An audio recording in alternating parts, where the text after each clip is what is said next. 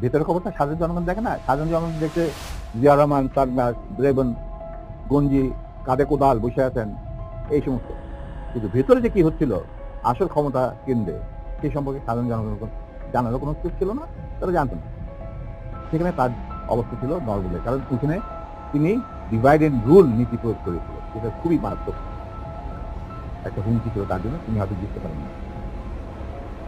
তিনি যখন রাষ্ট্রীয় সফরে আসেন, আমার বাবাকে deputy head of the delegation করে নিয়ে আসলেন এবং আমাকে বললেন যে লেটার ফরগেট এন্ড ফরগিভ, তোমরা আমাদের পাশে দাঁড়া। আমরা বললাম, স্যার এটা আপনি কোথায়, আপনার বললেন যে আমি কৃতার্থ, কিন্তু আমার মনে হয় আমাদের পক্ষে সম্ভব, কারণ এর জন্য সম্ভব না। আপনি আমাদের সহকর্মীদের রক্তের যে রক্তক্ষরণ ঘটেছে, সেই রক্ত মারিয়ে আপনার পাশে যদি গিয়ে দাঁড়াই, প্রথম গুলিটা আমাকেই করতে হবে, মুনাফেক। স্যার আমি আপনাকে বাঁচাবো, বা আমরাই বা আপনাকে বাঁচাবো, সে রাস্তা তো আপনি বন্ধ করে দিয়েছেন স্যার।